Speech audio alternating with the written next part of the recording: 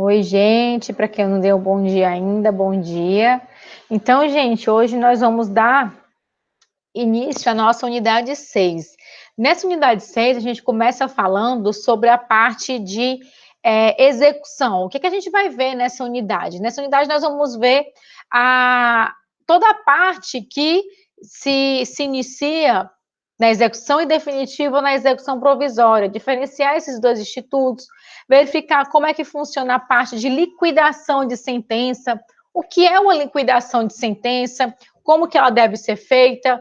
Vamos analisar também o procedimento do passo a passo até o fim do pagamento à parte vencedora. Então, vamos analisar a questão da notificação do executado para realizar o pagamento, quais são os meios de constrição patrimonial, como que esse executado, eventualmente, vai poder se insurgir contra uma decisão, as partes vão poder impugnar a conta que foi homologada pelo juiz, e, afinal, o que é essa homologação? Então, esses passos que precisam ser seguidos pela justiça para que seja entregue a prestação jurisdicional. Então, vai ser bem importante nós podemos acompanhar esse passo a passo e, na parte de entrega efetiva do pagamento, verificar, então, quais são as consequências para fins de recolhimento de custas, de contribuição previdenciária, que não é somente o reclamante que vai receber o pagamento da execução como um todo. Então, vai ser importante nós analisarmos também quais foram as mudanças trazidas com a reforma trabalhista. Então, desde a 13.467 até hoje, o processo ele mudou um pouco na fase de execução, trouxe algumas novidades, como a questão da prescrição intercorrente, como a questão da dispensa do recolhimento de depósito recursal e de garantia do juízo de algumas entidades. Houve a mudança também em relação à forma com que o juiz conduz a impugnação dos cálculos. Então, vai ser uma aula bem interessante, porque nós vamos analisar esses pontos e também tirar as nossas dúvidas sobre esse instituto que muitas vezes é tão corrido, a gente vê no dia a dia da aula, do conteúdo programático de uma disciplina de direito, mas aqui a gente vai poder discutir um pouco mais desses aspectos processuais e práticos também relacionados à execução, tá certo? Então, agradeço quem está aqui ao vivo na aula, quem não puder assistir vai ficar disponível no canal do YouTube.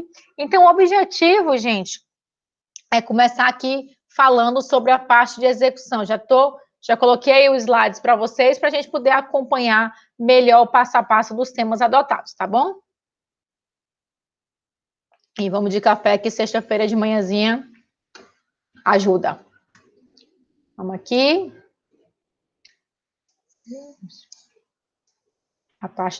Bem, gente, em relação à as fases que compõem um processo. Primeiro, nós temos que entender que quando se está se discutindo apenas o direito da parte, em relação à fase de conhecimento, se ela faz ou não jus ao direito daquele pleito autoral, isso se chama fase do conhecimento. A fase do conhecimento em que a parte coloca o seu pedido ao juiz e ele vai dizer se vai julgar procedente ou improcedente.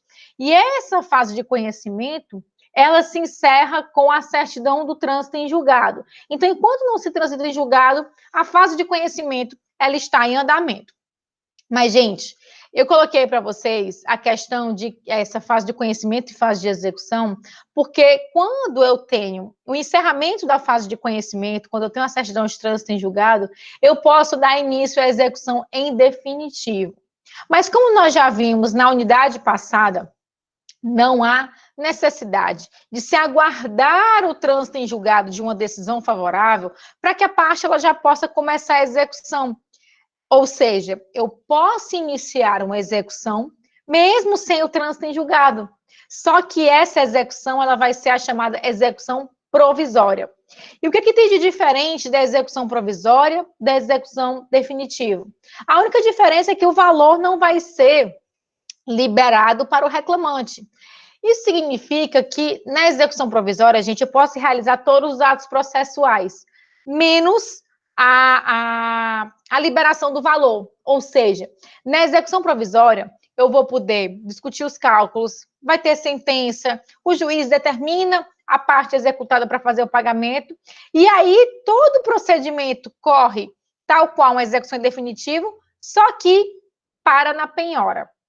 Então, a execução provisória ela é muito efetiva quando nós pretendemos já iniciar uma fase de execução e a gente ainda não tem uma decisão transitada em julgado.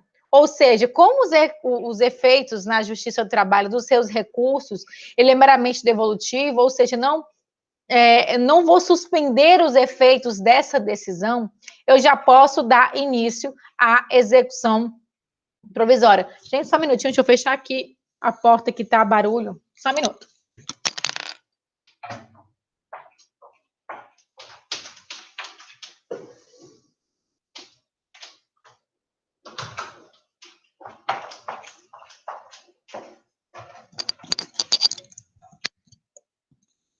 Desculpa, gente. Então, retomando, é algo muito bom quando eu tenho um cálculo complexo e eu já posso ir começando a discutir cálculos. Uma fase de execução, muitas vezes, ela pode demorar muitos anos. Então, eu já vou adiantando. Quando operar o trânsito em julgado, eu já vou conseguir retomar a execução provisória de onde ela parou. Patrícia, como é que, por exemplo, eu tenho uma reclamação, estou aguardando um julgamento de recurso de revista, que pode demorar muito quando sobe para o Tribunal Superior do Trabalho, lá em Brasília, e aí eu estou lá, o processo todo está tramitando em Brasília. Como é que eu vou começar a execução se a execução ela só pode iniciar no juízo de origem? Ou seja, gente, toda execução de reclamação trabalhista, que é o mais comum, ela vai sempre se iniciar na própria vara. Então, o processo estando lá em Brasília, como é que eu vou impulsionar o processo se o processo eu preciso iniciar a execução na vara? Gente, se a execução ela é provisória e os autos principais estão aguardando o julgamento, eu vou ter que apresentar um pedido de processo correndo apartado. A gente chama isso de autos suplementares. A gente vai apresentar um outro processo, vai ter uma outra numeração, mas ele vai estar vinculado ao processo principal, tem lá o número. Ou seja, eu vou iniciar como se fosse uma petição inicial, mas por dependência ele vai ser distribuído para a mesma vara, vai ter o processo de origem acoplado, a gente consegue colocar essa informação no PJE, quando a gente vai fazer esse protocolo, e quando houver o trânsito em julgado da ação principal, ela vai voltar para a vara, aqueles autos apartados da execução provisória vão ser todos remetidos para o processo principal e dar continuidade, ou seja, todos os atos processuais que já foram realizados na execução provisória são aproveitados. Por isso que é muito ágil, é muito eficiente você já iniciar a execução provisória. Geralmente, gente, como dificilmente as questões fáticas elas vão ser reapreciadas pelo juízo de instância superior, a gente já pode dar início à execução provisória quando sai o julgamento do acórdão do Tribunal Regional do Trabalho. Eu posso começar desde a sentença? Pode. Mas como pode haver a devolução de toda a matéria, pode ser que haja muitas mudanças na sua decisão, ou se você realmente está convicto que dificilmente o recurso ele vai alterar os termos da decisão que foi proferida pelo juiz da vara, você já pode iniciar de imediato. Se eu não tenho recurso com efeito suspensivo, eu já inicio a execução provisória. Lógico, isso é impulsionamento do próprio advogado. Quem vai impulsionar isso é o advogado, o juiz não vai fazer isso de ofício. Inclusive, isso é uma das mudanças trazidas pela reforma trabalhista em relação a permitir aqui a entrada de mais gente. É exatamente isso que foi também alterado pela reforma trabalhista em relação a impedir o impulsionamento de ofício pelo magistrado. Nós vamos ver que somente se a parte não tiver assistida por advogado, tiver no exercício do jus postulandi, é que o juiz vai poder impulsionar a execução de ofício, tá certo? Então, fase de conhecimento, vou analisar qual é o direito do reclamante, verificar quais são os pedidos que devem ser deferidos, e a fase de execução, eu vou executar. Gente, na execução, na Justiça do Trabalho, não cabe somente execução de sentença, execução de título executivo judicial. Eu também posso executar títulos executivos extrajudiciais. Se, por exemplo, vamos supor, o Ministério Público do Trabalho, nesse período de pandemia, determinou que a empresa suspendesse todos os contratos de aprendizes, todos os menores de 18 anos que têm contrato de aprendizagem. Isso está acontecendo aqui no Ceará nesse momento. Vamos supor, isso não tem uma norma legal determinando, isso é uma recomendação do Ministério Público. E a empresa não acatou. Se a empresa não acatou, o Ministério Público entrou com um pedido de que a empresa firme um TAC, um termo de ajuste de conduta. Já ouviram falar no TAC? Pronto. Vamos supor que ela determinou esse TAC, fez um TAC com a empresa falou que realmente ia suspender os contratos dos seus aprendizes. Vamos supor que ela não fez isso e tem no TAC uma multa de R$1.000 por empregado e por aprendiz que continua exercendo a atividade nesse período de pandemia. Vamos supor que isso são os termos do contrato, termos do ajuste de conduta, do TAC. E não houve o cumprimento. Gente, o Ministério Público vai poder pegar esse TAC e levar para executar na Justiça do Trabalho. Não vai precisar mais toda a fase de conhecimento. Ele já inicia a execução. Do mesmo modo, se eu tiver feito uma fiscalização e a multa não tiver sido paga na Justiça, relacionados a atividades trabalhistas, e essa multa não paga, eu posso também executar e pegar esse título que está inscrito na dívida ativa e poder executar na Justiça do Trabalho. Se eu tiver feito um acordo na comissão de conciliação prévia, eu posso pegar esse acordo não cumprido e executar na Justiça do Trabalho? Posso. Então, eu vou levar na Justiça do Trabalho aquele cumprimento. Gente, esse cumprimento na fase de execução pode ser uma obrigação de fazer, uma obrigação de não fazer, uma obrigação de pagar. Lembrando, gente, que quando eu tenho uma obrigação de fazer, na execução, como é que eu posso compelir a parte executada de cumprir uma ordem? Vamos supor, o juiz fala, não exigir mais de 2 horas extras por dia de cada dos seus empregados.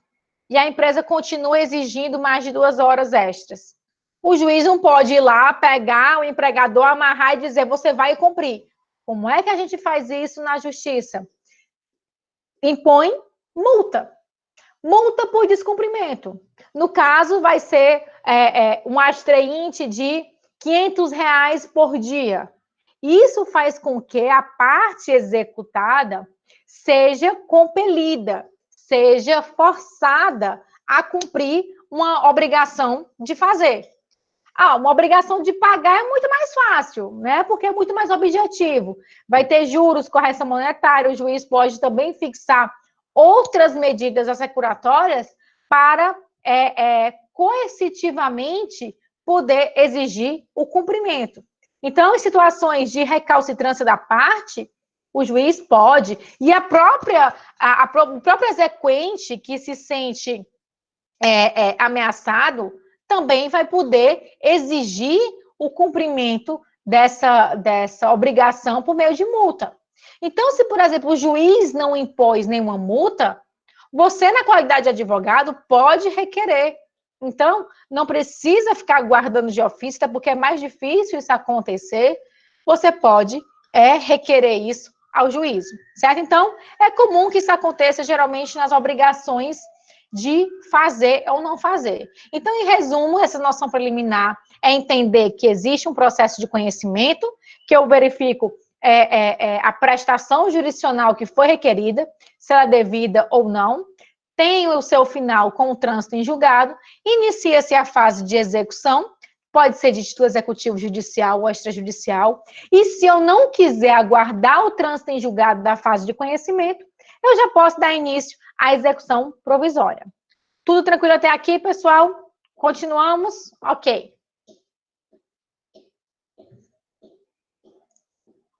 Vamos aqui dar continuidade.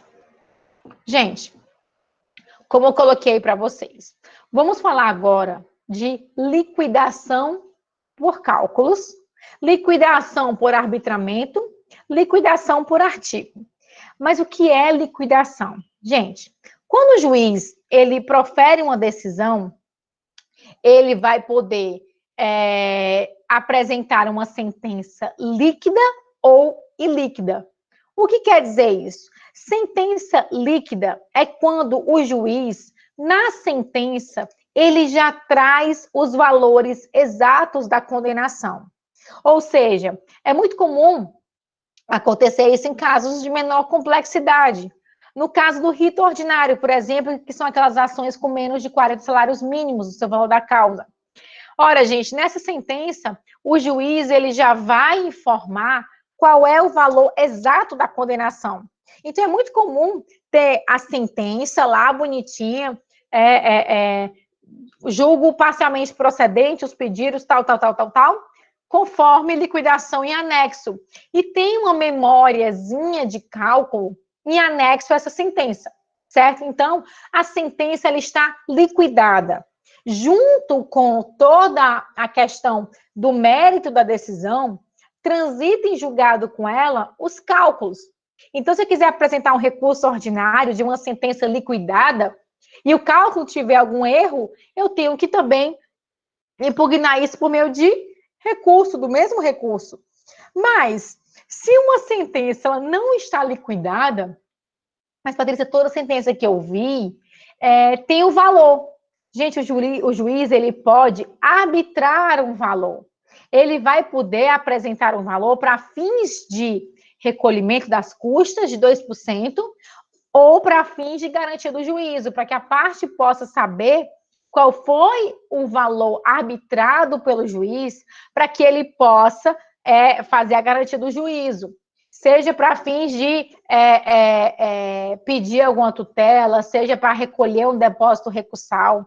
Então, é importante entender que se uma sentença ela é ilíquida, que o juiz não trouxe a liquidação, não determinou que o setor de cálculo da vara já fizesse a liquidação de todos os valores que são devidos, eu vou ter lá um valor arbitrado.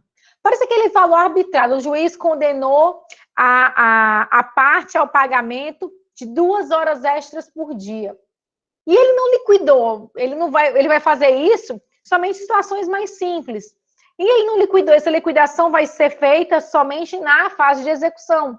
E se ele não liquidou, e mais colocou lá, arbitra o valor da causa como 20 mil reais. Quer dizer que no final do processo o reclamante vai receber 20 mil reais? Não. Aquilo ali é um valor de estimativa que o juiz coloca para que ele possa receber esse valor, certo? Daí, se a sentença ela é ilíquida, na hora que eu inicio uma execução, eu vou ter lá as possibilidades, as modalidades de liquidar. Gente, o mais comum que vocês estão vendo aí é a liquidação por cálculos.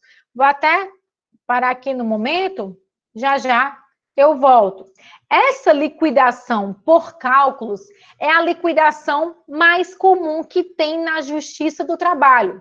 A grande maioria diz respeito ao início da fase de execução apenas com a necessidade de se liquidar os valores. As provas já estão lá, os contra-cheques, todos os documentos necessários para que eu possa liquidar aquele pedido, para que eu possa apresentar o valor pecuniário exato do crédito exequendo, já estão disponíveis no processo. Então, a gente chama de liquidação por cálculos, geralmente a gente coloca liquidação por cálculo simples. É porque eu vou iniciar a execução, só preciso fazer uma soma dos valores que são devidos. Não precisa apresentar prova, as próprias partes podem apresentar os cálculos. Inclusive, gente, tem uma resolução dos tribunais determinando que é obrigatória a apresentação da conta, a apresentação do cálculo, por meio do sistema de cálculos unificado da Justiça do Trabalho, desde 2017, o chamado PJE-Calc. Então, o PJE-Calc é um sistema que as partes, os peritos, os servidores, qualquer cidadão pode ter acesso gratuitamente, baixar. Não é muito simples, mas também não é uma coisa escalafobética. Inclusive, tem vários vídeos que eu gravei, estão disponibilizados na videoteca da disciplina, mostrando o passo a passo do uso do PJE-Calc, que é esse sistema. Então, a maioria das ações, elas são liquidadas, se inicia a fase de execução por cálculos simples. Mas também, gente, eu vou voltar aqui a projetar a nossa apresentação para que vocês possam acompanhar. Eu também tenho a liquidação por arbitramento. E quando que essa liquidação por arbitramento, ela se faz utilizada? Gente, não é muito comum. Eu, particularmente, nunca vi, mas existe essa possibilidade de o juiz determinar na sentença que a condenação seja feita por arbitramento. Ou seja, o juiz vai determinar que um perito arbitre o valor da condenação. Vamos supor que ele não tem elementos suficientes para poder apontar qual seria o valor necessário. Então, o arbitramento pode ser determinado pelo juiz, as partes podem requerer, e a depender da natureza do crédito executado, certo? Existe essa possibilidade. E nós chamamos de liquidação por artigos, quando eu preciso ainda apresentar alguma prova, ou seja, quando existe a necessidade de realizar a comprovação de algum fato, quando, por exemplo, eu não tenho os contra-cheques de um paradigma, que o juiz, por exemplo, condenou a parte reclamada ao pagamento dos mesmos salários por meio de uma ação que pugnou pela equiparação salarial. Então, vamos supor, eu apresentei o meu pedido de equiparação salarial, mas eu não disse exatamente quem seria o paradigma. Ou então, eu apresentei o paradigma e eu não posso juntar os contra-cheques dele porque ele saiu da empresa depois da sentença. Mas eu tenho parcelas vencidas e vincendas para ser apuradas. Então, eu ainda tenho a necessidade de realizar meios de prova. Então, a possibilidade de liquidação por artigos, ela pode acontecer desde que ainda tenha necessidade de realizar a apreciação de documentos ou provas pelo juiz, para que, enfim, eu possa liquidar aquela sentença, certo? Mas, dessas três modalidades, como eu falei para vocês, 98% é feito por meio de liquidação por cálculos, que é o mais comum, é uma conta aritmética que, atualmente, na fase de execução, já está sendo obrigatória a utilização por meio do sistema de cálculo unificado, o PJE-Calc, certo? Quem tiver curiosidade, não está no nosso conteúdo programático, mas já tem vários vídeos que foram gravados lá na videoteca, como manusear esse sistema, tá certo? Dando continuidade, gente, vou aqui só parar a nossa apresentação. Quando nós estamos falando em cálculos, muita gente pensa, eu sou advogado, eu não preciso entender de cálculos. Bem, não é assim que funciona, a não ser que você não queira passar pelo importante fase do processo, que é a execução, para que você possa receber o crédito exequendo. Gente, nós temos a sistemática estabelecida desde a reforma trabalhista de obrigatoriedade do juiz conferir às partes manifestação dos cálculos. Então, não importa se o juiz determinou que o cálculo fosse feito por um perito, não importa se o juiz determinou que o cálculo fosse feito pelo contador da vara, não importa se o cálculo foi feito pelo reclamante ou pela parte reclamada. Desde a 13.467 da reforma trabalhista, é obrigatória vistas as partes. Ou seja, uma vez apresentada a conta, uma vez liquidada a decisão que está se buscando executar, o juiz obrigatoriamente deve conceder prazo às partes. Ou seja, todo mundo quando eu digo as partes, o juiz, e se tiver um perito também, vai poder se manifestar sobre os cálculos.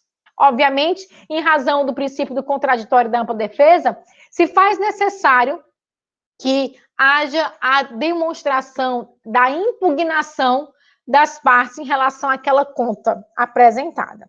Então, você pode imaginar, então, se o juiz determinou que o cálculo fosse feito pela vara, por um servidor, pelo calculista, se tiver um setor específico da vara para que possa realizar essas execuções, quem sou eu, advogado, para poder impugnar? Não é assim que funciona, gente. É obrigatória, antes era apenas uma faculdade do juiz conferir esse prazo para as partes, mas cada parte vai ter o direito de impugnar a conta que foi apresentada. Ou seja, não é mais necessário aguardar a garantia do juízo, aguardar que a outra parte apresente o pagamento ou que seja realizada a penhora, para que eu possa me insurgir contra a conta que foi homologada. Então, essa impugnação, ela acontece ainda em fase de manifestação entre as partes, ainda antes da homologação. Que a gente vai já ver que a homologação é a decisão pela qual o juiz entende que determinado cálculo é o correto para liquidar a decisão exequenda, certo? Então, eu posso ter cálculos feitos pelo reclamante, pela reclamada, por um perito judicial, que é nomeado pelo juiz, se coloca à disposição daquela vara uma série de profissionais que exercem aquela atividade de forma com determinada expertise, ou também o setor de cálculos da vara pode ter um servidor destacado para que ele seja responsável pela elaboração de cálculos. Não necessariamente, se tiver um servidor relacionado à parte de execução daqueles processos da vara, será ele que vai elaborar aquele cálculo. Muitas vezes ele pode só emitir um parecer, ele vai emitir uma certidão dizendo qual é o posicionamento dele para auxiliar o magistrado no julgamento daquela conta. O magistrado, ele não precisa ter o conhecimento, ele não precisa ter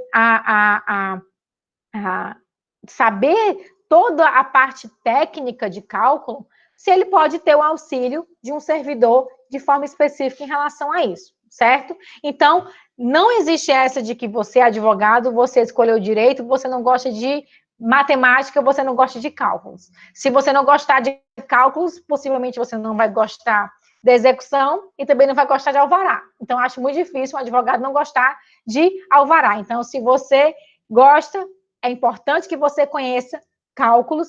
Então, eu convido vocês a assistirem os vídeos sobre a forma de acesso de liquidação no PJE Calc, certo? Agora, passando aqui mais à frente, vamos dar continuidade. Vou aqui voltar ao compartilhamento da tela com vocês. Para que vocês possam ver, gente, que eu estou colocando aqui como se nós estivéssemos executando um título executivo judicial, certo? Já falei que pode ser tanto título executivo judicial como extrajudicial, mas se eu já estou falando de um crédito, que é de uma verba que foi reconhecida em sentença julgada procedente pelos magistrados da vara. Processos da execução sempre se inicia no juízo de origem, responsável pelo julgamento daquele tipo de processo. Então, vamos dar aqui um exemplo. Quando eu estou falando sobre crédito, independentemente se a parte tenha feito esse requerimento na petição inicial, independentemente se o juiz, de forma específica, colocou na sentença, sempre serão devidos os consectários legais em razão da atualização daquele crédito. Então, na Justiça do Trabalho, nós temos a atualização dessas verbas por meio de juros e correção monetária. Primeiro, eu faço a correção monetária. Correção monetária, hoje, nós temos um ponto controvertido na jurisprudência em relação que se aplica a TR, que é a taxa referencial que sempre foi utilizada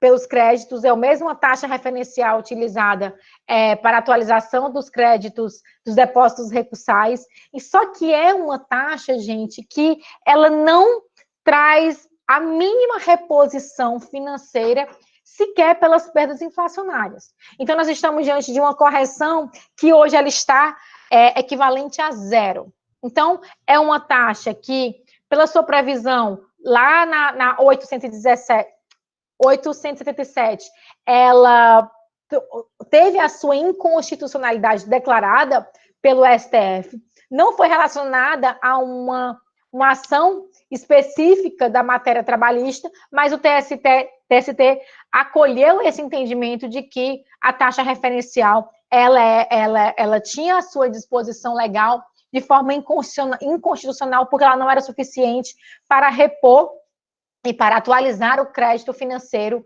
das partes. Aí, o que aconteceu? Houve a previsão durante o período da medida provisória, enquanto ela teve a sua vigência, de que os créditos trabalhistas deveriam ser atualizados com base no IPCAE, que é o Índice Nacional aplicado aos consumidores. Essa taxa, gente, ela é muito, muito melhor.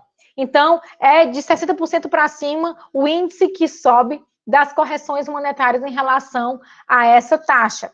Então, hoje nós estamos no olho do furacão, porque a medida provisória perdeu a sua vigência e aí voltou a previsão do artigo 879 da CLT, que trouxe novamente a necessidade de aplicação da TR, mas aí a questão, aplica-se a TR, se ela foi declarada inconstitucional na sua lei originária, ou seja, eu tenho efeitos desse artigo que eu posso trazer, e você pode perguntar, Patrícia, qual é o seu posicionamento? Aplica TR ou IPCA? Gente, advogado não tem que adotar um partido de uma tese. Eu tenho que saber fundamentar a depender da parte que eu estou defendendo. Obviamente, se eu estiver pelo reclamante, eu vou dizer que tem que se aplicar IPCA, é muito mais favorável. Eu tenho argumento para isso. E se eu tiver pela reclamada, eu também tenho argumento para defender que a TR seja utilizada como índice de correção. Então, o que vai depender a forma como você vai se posicionar, como que você vai fundamentar. Você vai ter argumentos suficientes para qualquer um dos lados. Então, é importante que você conheça o entendimento jurisprudencial para que você possa fundamentar corretamente a sua tese, certo? Então, vai depender de que lado você esteja. Bem, voltando à questão dos juros. Depois que eu faço a atualização monetária, eu aplico os juros. Gente, os juros na Justiça do Trabalho é de 1% ao mês. Isso contado desde a data do ajuizamento. Poxa, mas por que eu não aplico os juros desde a época que o crédito é devido? Gente, a correção monetária, ela vai ser devida, eu vou atualizar aquela verba desde a data do seu fato gerador. Ou seja, se a empresa não fez o pagamento de um salário de agosto de 2019, eu vou corrigir aquele valor desde agosto de 2019. Agora, na Justiça do Trabalho, eu só vou começar a aplicar os juros da data do ajuizamento da ação. Então, por mais que eu tenha direito a um crédito de agosto de 2019, se eu ajuizei a minha reclamação trabalhista em fevereiro de 2020, eu vou começar a cobrar os juros somente em fevereiro de 2020, certo? Justo ou não, essa a previsão do artigo 883 da CLT. Então, é um índice muito bom, ou seja, se você tiver um crédito que está sendo executado, que ele pode demorar muitos anos, você fala para o seu cliente, não se preocupe, o seu crédito está rendendo mais do que a poupança, certo? Então, hoje em dia, mais do que muitos fundos. Então, é importante que vocês entendam que, enquanto não tiver a liberação do crédito, vai sendo computado os juros. Existem teses de que se eu for a parte executária, eu somente vou apurar os juros até o momento em que eu fizer a garantia integral do juízo.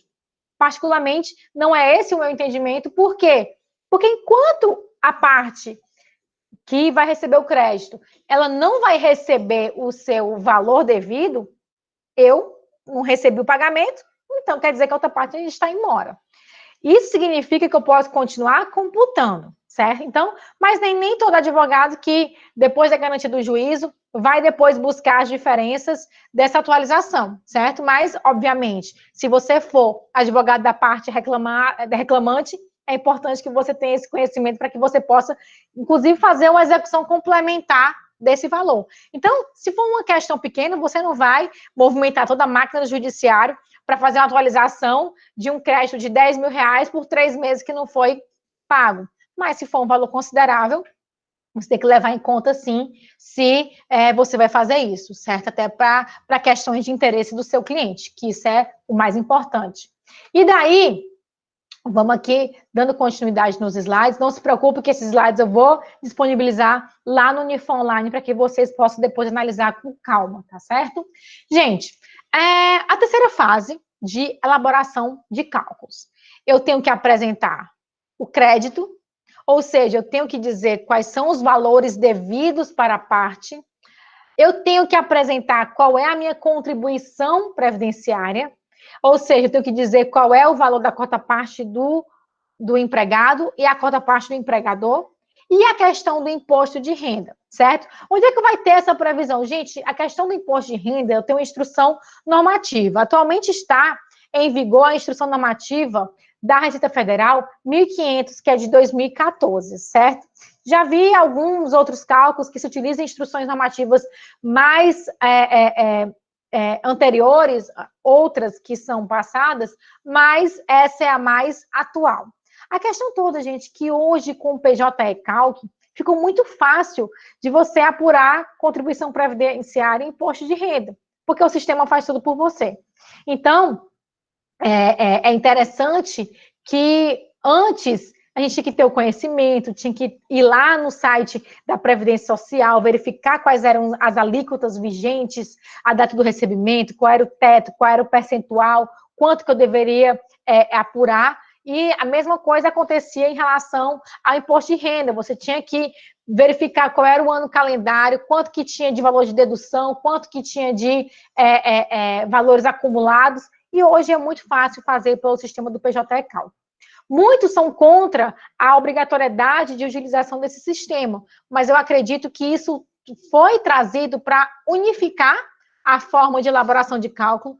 Eu acredito, sim, que isso trouxe mais celeridade, apesar de você precisar de um pouco de conhecimento para poder manusear o sistema, mas depois que você aprende, ele fica mais fácil. E hoje em dia tem uma série de cursos disponibilizados na internet para que você possa aprender. Então, ainda está no começo, a obrigatoriedade veio desde 2017, mas particularmente, inclusive, tem várias até hoje que não colocam, não cobram afinco essa questão de que o cálculo tem que ser apresentado pelo sistema do PJE Calc, mas eu acredito que isso vai ser uma realidade cobrada ao longo dos anos. Então, é interessante que, se você realmente quiser seguir pela carreira da advocacia trabalhista, você se atualize sobre essa forma de cálculo, certo? Então, hoje não existe tanto rigor assim, mas eu acredito que até 2021 isso seja uma realidade de todas as varas do Brasil. Daí, voltando aqui, gente, eu coloquei uma observação que é importante, que na hora que eu estou fazendo um cálculo e eu for realizar a impugnação desse cálculo, não adianta eu me espernear em relação ao direito que já foi deferido na fase de conhecimento. E por isso eu coloquei para vocês, na liquidação não se poderá modificar ou inovar a sentença liquidanda, nem discutir matéria pertinente à causa principal. O que quer dizer isso? Quer dizer que se o juiz disse que o reclamante tem direito a 2 horas extras por todos os dias trabalhados, não adianta você vir na fase de execução, seja na impugnação de cálculos, seja nos embargos de execução, seja em agravo de petição, dizer, excelência, ele não realizava 2 horas extras por dia, era apenas 1,5, porque ele tinha um intervalo de meia hora. Meu povo, se isso não ficou descrito de forma expressa na sentença, que a gente chama de sentença liquidanda, aquela sentença que é objeto da liquidação, não adianta você vir se espernear na fase de execução. Operou-se o que nós chamamos de imutabilidade da coisa julgada. Então, se foi justo ou injusto, vá atrás de fazer uma ação rescisória. Não venha discutir na fase de execução algo que se diz respeito à matéria da causa principal, certo? A gente fala isso, gente, mas é praxe as partes executadas tentarem rediscutir toda a matéria da fase de conhecimento. E aí você vem e impugna, eventualmente, seja por embargo de execução, agravo de petição, na sua resposta a esse recurso, dizendo, querido, não pode, na fase de execução, atrás de rediscutir algo que era da causa principal, certo? Mas vocês vão ver na prática que isso acaba acontecendo com certa frequência, tá ok? Coloquei para vocês, gente, se eu pudesse dizer, gente, leiam algum artigo específico sobre impugnação de cálculos, eu pediria para vocês analisassem só o parágrafo 2º do 879.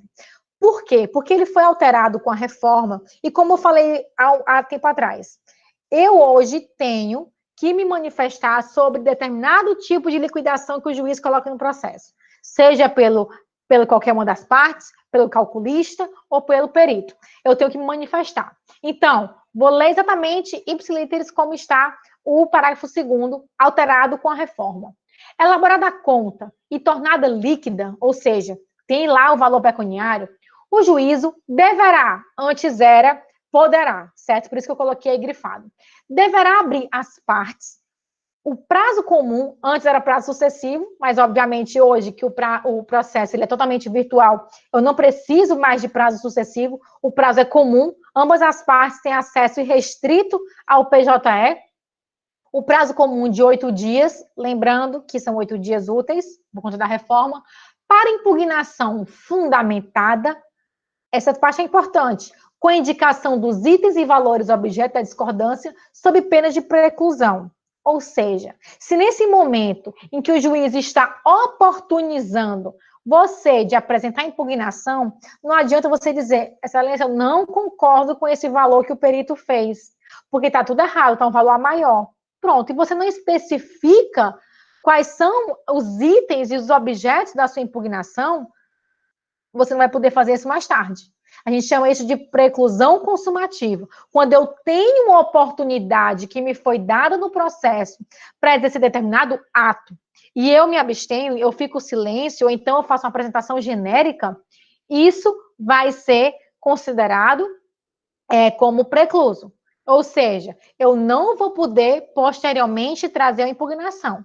Se eu sou a parte executada e não apresento os meus cálculos com o valor que eu entendo como devido, precluiu. Ou seja, eu não vou poder apresentar embargos à execução suscitando uma matéria que eu poderia ter levantado nesse momento da impugnação. Então, é importante que, se eu for realizar um determinado tipo de impugnação, eu faça isso de forma específica, indicando quais são os valores, se for com base que aquele cálculo ele está fazendo um excesso da execução, eu tenho que apresentar também os valores que eu entendo como correto. Não fazendo isso, é como está aí no parágrafo 2º. É pena de preclusão. Então, é importante, gente, que mesmo quando eu tenha conferência pelo calculista da vara, é muito comum. Vamos supor, a parte reclamada apresentou um cálculo, e aí veio a contadoria da vara e falou, cálculo está correto, seu juiz. Não é por essa conferência do calculista da vara que o juiz vai poder homologar sem dar vistas à parte contrária, sem dar vistas ao exequente. Então, gente, mesmo cuidado com as questões objetivas nesse sentido.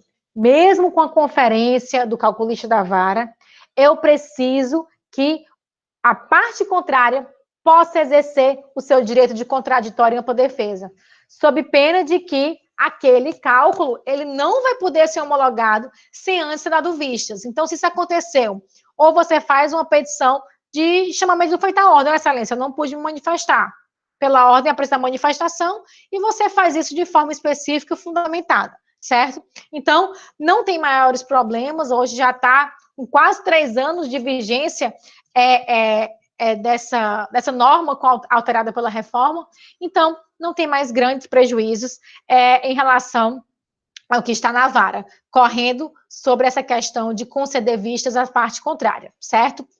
Gente, e o que é a homologação? A homologação, gente, é que não adianta, vamos supor, todas as partes, cada uma das partes apresentou o cálculo que entende como correto. O juiz falou, apresente o reclamante, apresente a reclamada, inclusive a contadoria da vara também apresente seu cálculo. O juiz ele vai ter que, por sentença, dizer qual é esse cálculo que está correto. E como é que ele faz isso? Por meio da homologação. O juiz ele vai homologar o cálculo que ele entende como ser o correto para aquela sentença liquidanda.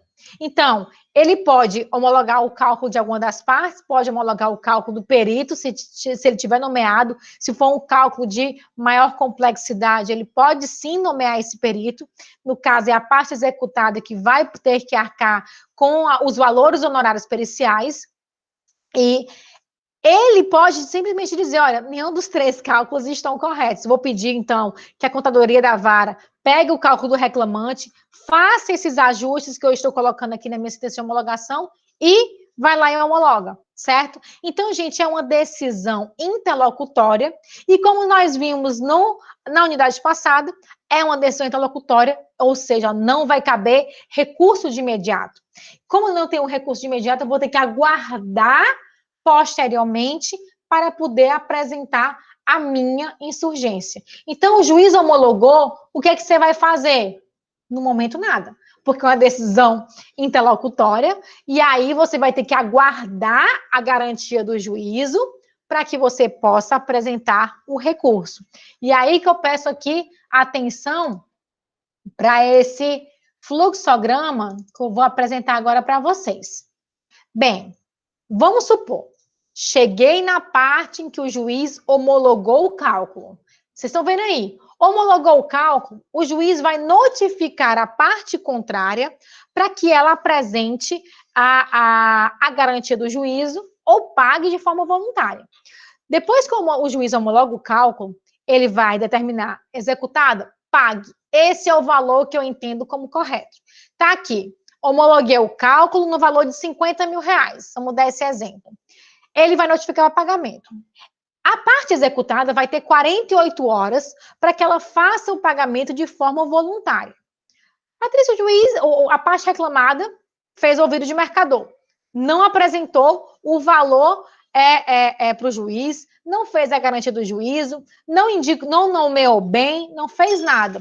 O juiz vai poder realizar a penhora, que é uma forma de constrição patrimonial que pode se dar sobre contas, pode se dar sobre bens móveis, sobre bens imóveis. E aí, depois desse pagamento, ou depois dessa penhora, se não tiver sido feito de forma voluntária, aí que vai surgir a oportunidade para que a parte executada apresente embargos de execução, ou se eu for a parte exequente e ainda assim eu tiver elementos para impugnar aquele cálculo que foi homologado, eu apresentar a minha impugnação à sentença de liquidação. Então, percebam que depois da garantia do juízo, eu tenho, para ambas as partes, a possibilidade de apresentar recurso.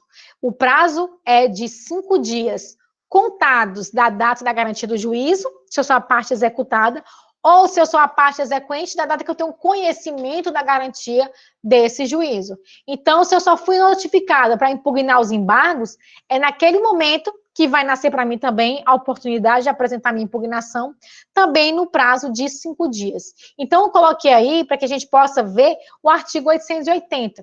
Vamos ler para que a gente possa entender isso que eu acabei de falar, como está descrito na CLT.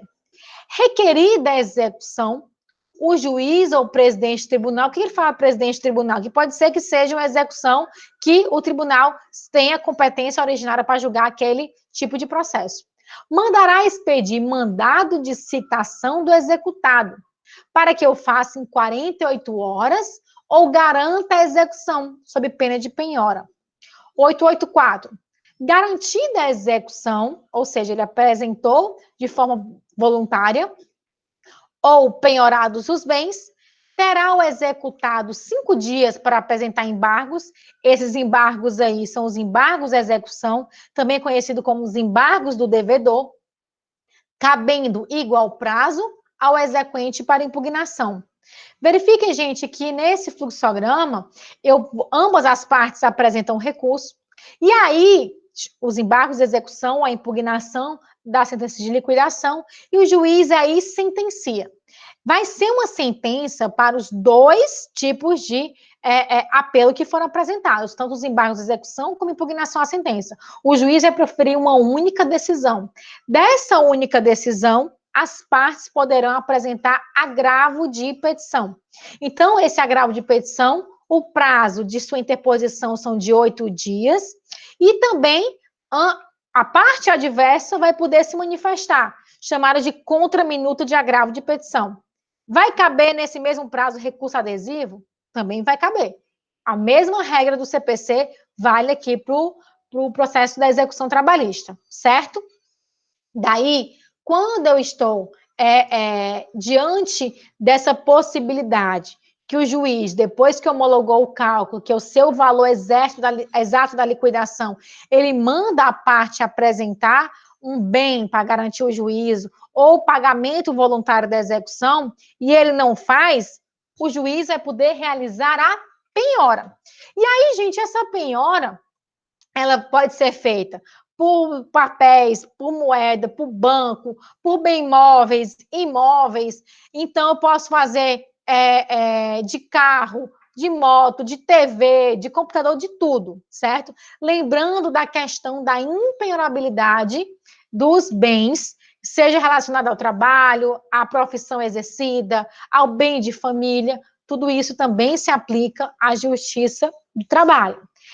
Gente, para que essa execução ela seja feita de forma efetiva, é possível que o juiz determine a realização de vários instrumentos que são disponibilizados à justiça para garantir o recebimento do crédito pelo autor. Então, se o juiz faz uma penhora numa conta bancária, isso acontece, essa penhora online, acontece graças a um convênio que a Justiça tem com o Banco Central, que eu coloquei para vocês, o Bacenjude.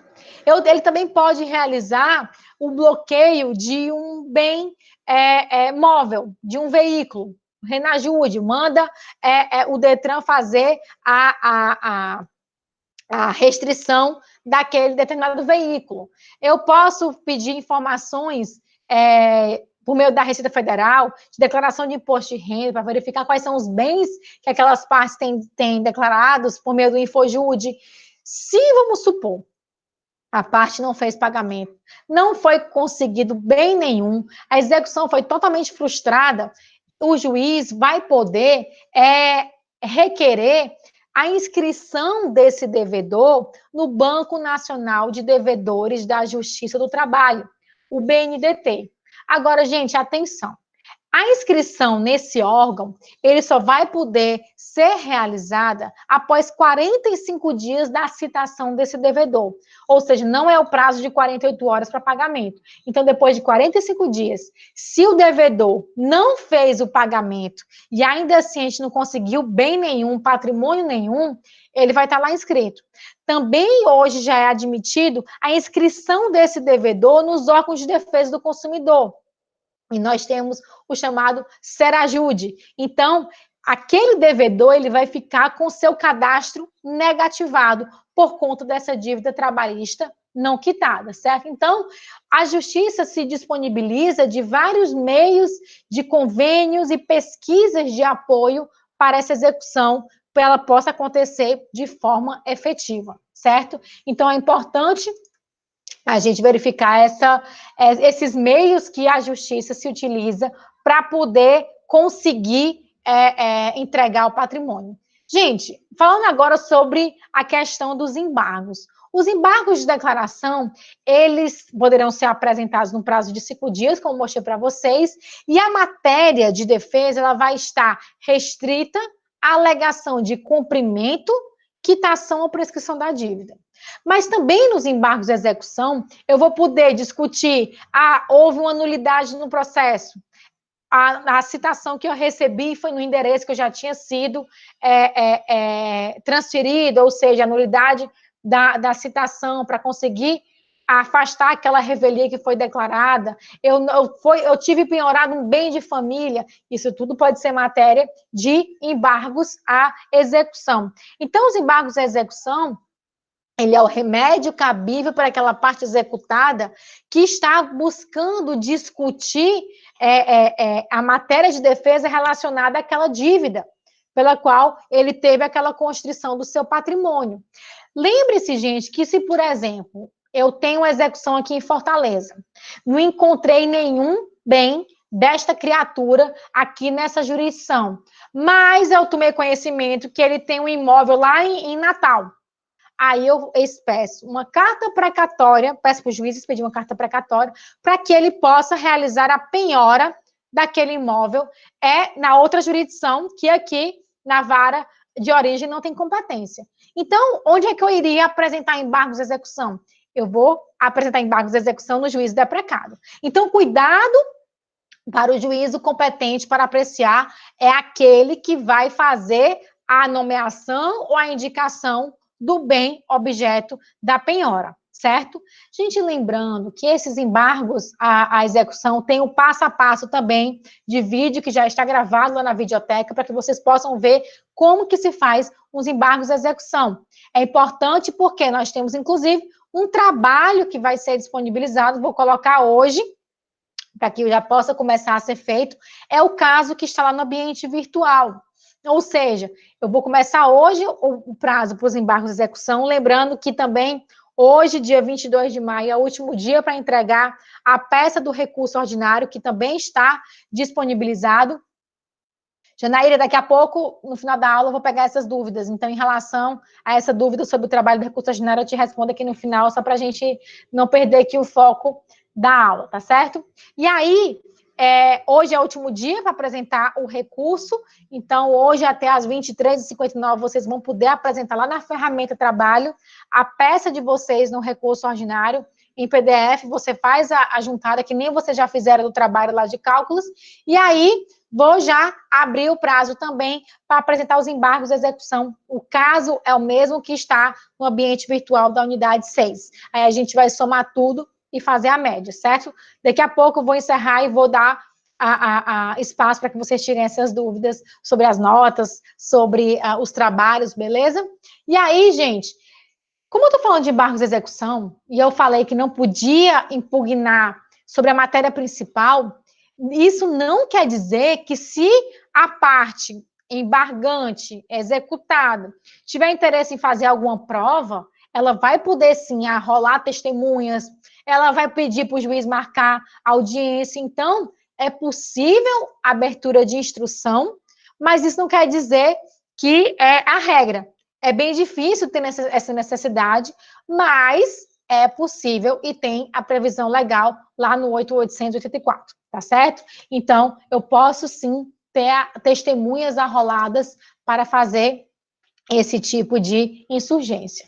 Gente, lembrando que o mesmo prazo dos embargos de execução, o exequente vai poder apresentar impugnação à sentença de liquidação. E o juiz, na mesma sentença, vai poder apreciar ambos os recursos, como eu já falei aqui com vocês.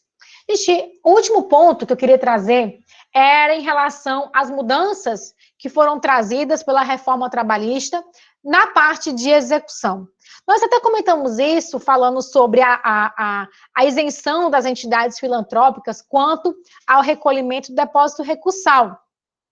E essas entidades também têm uma peculiaridade na fase de execução, porque elas estão dispensadas da exigência de garantia do juízo. Então, se elas quiserem apresentar embargos de execução sem garantir o juízo, pode, e também não precisam fazer a penhora. Isso vale também, os efeitos se estendem aos membros diretores dessas entidades, certo? Então, é uma peculiaridade somente em razão da pessoa jurídica dessas entidades, certo? Da mesma forma que, para fins de depósito recursal, a reforma admitiu a possibilidade do seguro judicial, eu também vou poder fazer isso para fins de garantia do juízo. Então, se eu pretendo garantir o juízo, eu posso apresentar uma carta de fiança, eu posso apresentar um seguro judicial. Isso só foi previsto de forma expressa na norma trabalhista, na norma processual trabalhista, com a reforma, porque antes se aplicava o CPC e tinha ainda uma controvérsia se era admitido ou não. A maioria dos tribunais entendiam que sim, mas ainda tinha aqueles que eram mais resistentes, e isso, então, veio com a pá de cal com a reforma trabalhista, certo? Além da inscrição do BNDT no 45 dias desde a citação, como eu falei para vocês, eu também posso fazer o protesto desse título executivo que não foi pago. Como eu falei para vocês, tem os órgãos de defesa do consumidor e eu posso sim pedir para o juiz fazer essa inscrição. E aí, gente, por último, para que eu não possa aqui passar o tempo e ter oportunidade para que vocês possam fazer as perguntas, eu queria destacar a questão do impulsionamento de ofício pelo magistrado. Gente, antes da reforma, antes de 11 de novembro de 2017, o juiz da execução trabalhista, ele poderia impulsionar todo o processo de execução de um título na Justiça do Trabalho. Ele não precisaria notificar as partes, pedir para que ela apresentasse determinado tipo de impulsionamento, ou indicar bens. Era bem comum acontecer o trânsito em julgado, e às vezes a gente só tinha conhecimento da execução quando já tinha a penhora na conta do executado, porque já tinha feito todo o processo de execução por impulso oficial do juiz. Gente, hoje, esse impulsionamento pelo magistrado, ele só vai poder acontecer se a parte não tiver assistida por advogado. Se a parte tiver advogado constituído nos autos, o juízo não vai poder impulsionar aquela execução de ofício. Ele vai, então, notificar, dizendo se ela tem interesse, requerer o que entende de direito, e aí a parte que vai realizar isso. Mas aí eu não quero falar isso agora, vai ser tema da próxima aula. Isso é importante porque houve a previsão expressa da prescrição intercorrente no processo trabalhista, certo? Então, essa também foi uma das razões para que não fosse mais possível esse impulsionamento oficial. Gente, lembrando que o juiz não vai poder impulsionar de ofício, dar início à elaboração dos cálculos ou pedir já a constituição patrimonial da executada. Isso não significa que ainda não continue a previsão de que as contribuições sociais e os seus acréscimos continuem sendo executados de ofício. Então, não precisa ter sido requerido na petição inicial, não precisa que o advogado da parte exequente faça a execução. Os valores relativos à Previdência Social, eles podem ser executados de ofício, inclusive, dependendo do valor, a própria Procuradoria da União também vai poder impulsionar essa execução, certo? Mas aí eu vou concluir essa parte da aula aqui, para que a gente possa continuar na próxima semana, nesse mesmo horário, a respeito da questão da prescrição intercorrente, das peculiaridades da peça. Então, eu vou encerrando por aqui e vou abrir agora espaço para que vocês possam tirar as suas dúvidas e agradecer a presença de quem está aqui, da turma que está aqui presente agora, e quem não teve a possibilidade de assistir agora ao vivo, vou lá disponibilizar. Lembrando, gente, que eu só disponibilizo um vídeo de todas as aulas que são feitas, para que também não fique a mesma aula de todas as turmas divulgadas lá no canal do YouTube. Então, eu só vou pegar uma das aulas e vou disponibilizar lá para vocês. Então, avisem aos colegas que o vídeo vai estar disponibilizado no canal do YouTube, tá certo? Gente, lembrando que a atividade que vai ser até hoje, vai ser de recurso ordinário, vai iniciar o prazo para que a gente apresente a nossa última peça, que vai ser os embargos e a execução, e aí a gente vai somar a atividade que a gente fez em sala, o quiz de todas as unidades, que o quiz da unidade 6 está aberto, somando tudo e obtendo a nota. Diferente das outras disciplinas presenciais, que tem a V1, a V2, até a V3, que por conta da pandemia, teve essa modificação, nós temos uma nota única, uma média única. Por isso que não aparece para vocês ainda as notas dos trabalhos que foram feitos, porque, na verdade, soma-se tudo e nós vamos obter uma única média. Então, todas as tarefas que foram realizadas vão ser somadas e dividido pela quantidade de todos os trabalhos. Então, todos têm o mesmo peso. Não deixem de fazer o quiz que já está aberto. Até o último dia 15 foi aberto todos os quizzes para quem não teve a oportunidade de fazer na época. E agora também não deixem de fazer, certo, gente? Então, hoje é o último dia para apresentar o recurso ordinário. Antes de começar essa aula, já vi que a grande maioria já apresentou.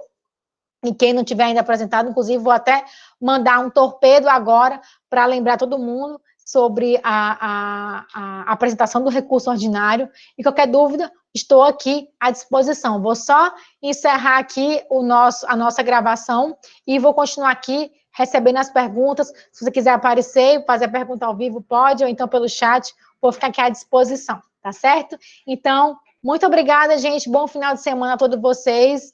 Estou com saudades e espero que todos estejam bem em casa, tá bom? Tchau, tchau, pessoal. Só parar aqui a gravação.